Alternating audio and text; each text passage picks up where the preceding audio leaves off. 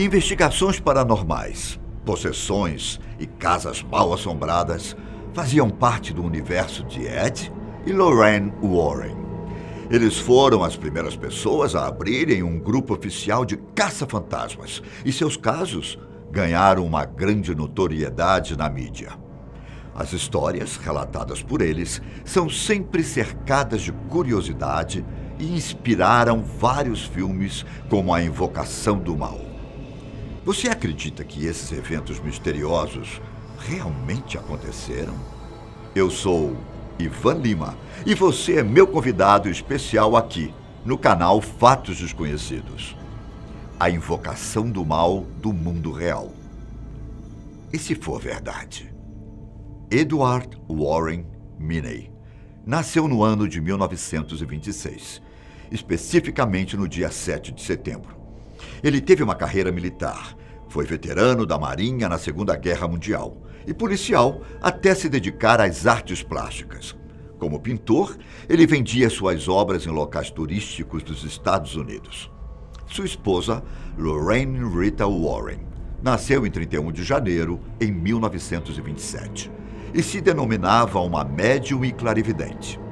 Desde cedo, Ed Warren tinha um profundo interesse por casos paranormais. Onde ouvia falar de ocorrências supostamente fantasmagóricas, logo levava Lorraine para que fossem conhecer. Por tantas afinidades, em 1952, o casal fundou uma sociedade de pesquisa psíquica, a de New England Society for Psychic Research, que tinha como objetivo investigar mistérios paranormais. Os dois participaram juntos de cerca de 10.000 casos, segundo eles, durante seus mais de 50 anos de atividade. Para ajudar Ed e Lorraine, se utilizavam de rezas e terços, porém, em acontecimentos mais graves, recorriam ao exorcismo com autorização da Igreja Católica. Objetos e artigos dos casos paranormais deram origem a um museu especializado em contar os principais eventos nos quais eles trabalharam. Ed morreu no dia 23 de agosto de 2006 e sua esposa Lorraine faleceu recentemente, no dia 18 de abril de 2019, aos 92 anos. Suas histórias ficaram tão famosas que inspiraram vários filmes de horror. Conheça agora alguns dos principais casos investigados por eles. Um dos acontecimentos de grande notoriedade ocorreu possivelmente entre 1974 e 1987, na Pensilvânia, nos Estados Unidos. O casal Jack e Janet Smurrow havia se mudado para uma nova casa com suas duas filhas, Dawn e Heather. Logo depois da mudança, Janet deu à luz a outros 2 filhos, os gêmeos Shannon e Karen. A princípio, eles viviam como uma família comum, porém, em janeiro de 1974, eventos estranhos começaram a acontecer. A filha mais velha do casal passou a presenciar aparições de seres que flutuavam em seu quarto. E toda a família começou a sentir odores desagradáveis e pútridos pela casa. Com o passar do tempo, as manifestações paranormais ficavam cada vez mais evidentes. Janet foi misteriosamente puxada para fora da cama. Até mesmo o animal de estimação da família sofria vários tipos de torturas ocasionados por entidades. A investigação do casal Warren concluiu que ali habitavam 3 espíritos e uma forte entidade demoníaca. Com orações e água benta, os problemas foram agravados. Jack Smurrow afirmou ter sido abusado sexualmente por um demônio, enquanto permanecia sozinho no local. Esse demônio foi descrito como uma entidade feminina, que aparentava ser uma mulher velha, porém com um corpo jovem, olhos verdes e gengivas que sangravam. Um tempo depois, sua esposa também foi abusada sexualmente por uma criatura demoníaca. As primeiras tentativas do exorcismo falharam.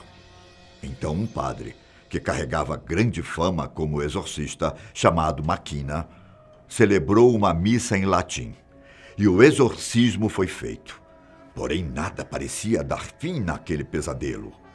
Com expressões cada vez mais fortes, levitações, torturas e constantes violências sexuais, um terceiro exorcismo foi realizado pelo padre McKenna, com o qual, finalmente, eles puderam ter paz. Em dezembro de 1986, novas manifestações começaram a ocorrer. Por fim, a família decidiu se mudar para outra cidade, abandonando um longo período de horror. Entre 1988 e 1989, a Igreja Católica realizou um quarto exorcismo, que deu fim às atividades paranormais naquele local. Um outro caso também muito famoso, que inspirou o filme Invocação do Mal, envolve a família Perron. Em 1970, Roger e Caroline Perron adquiriram um grande imóvel, onde pretendiam morar com seus 5 filhos. A casa já havia sido lar de 8 gerações de famílias. O que parecia ser a compra perfeita, prontamente se mostrou um lar cercado de mistérios. Ao que se sabe, muitos dos moradores anteriores haviam morrido no local e 2 tinham se matado. Logo que passaram a morar na casa, diversas manifestações paranormais começaram a ocorrer. Espíritos vagavam pelo local. Eles tinham uma aparência turva, porém eram pacíficos e não pareciam querer nenhum mal aos novos moradores. Apesar disso, algumas ocorrências eram incômodas para a família Perron, como barulhos que acordavam todos durante a madrugada, crianças que choravam, objetos que levitavam e retratos que caíam das paredes. Por isso, eles resolveram pedir a ajuda do casal Warren para fazer uma investigação e intervir nos fenômenos assombrosos.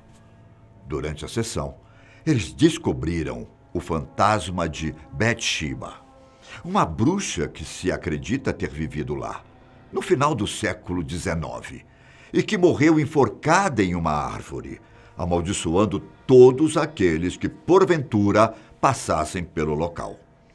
A aparência de Bathsheba era, segundo eles, horripilante.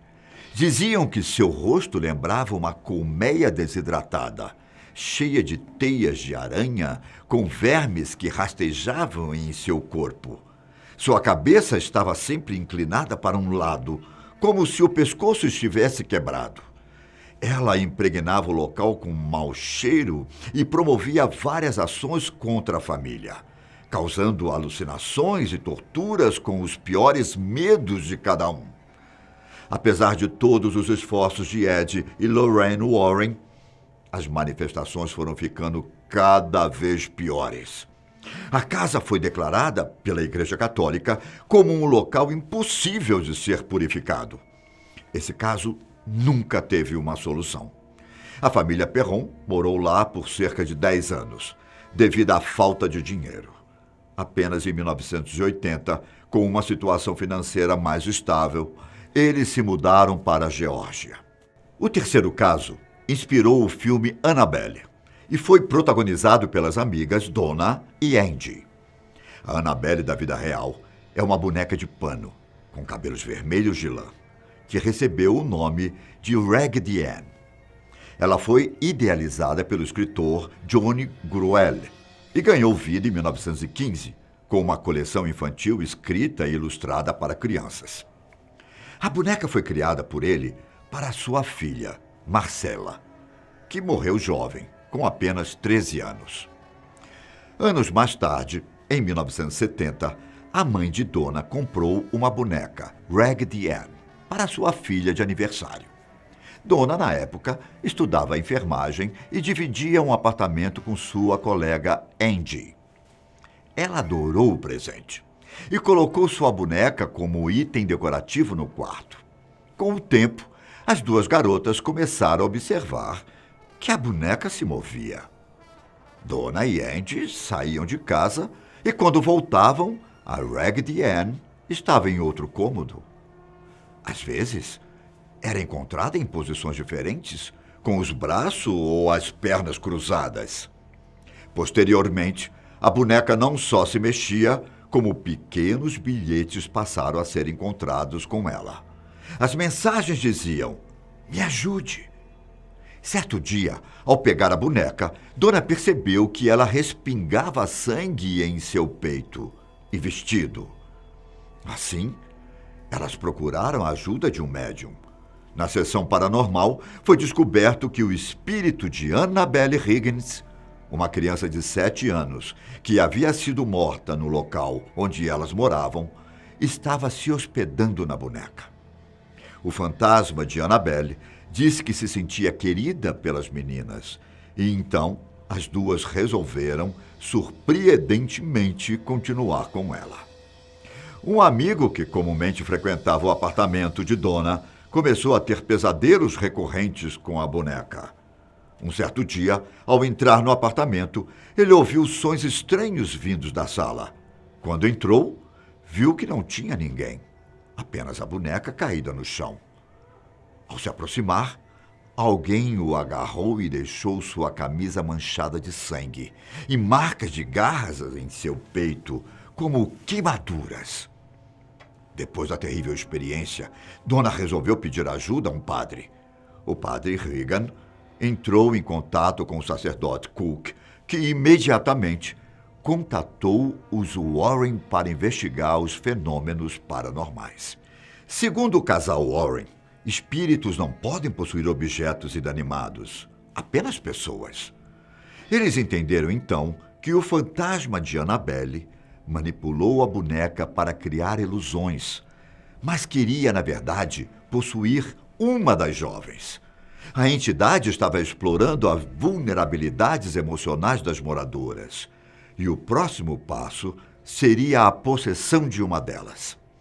A pedido de Dona, para que os fenômenos não acontecessem na casa novamente, os Warren levaram a velha boneca de pano junto com eles quando saíram.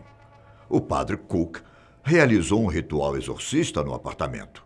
Na casa de Ed e Lorraine, a boneca continuava a se mover, e algumas mortes foram atribuídas a ela.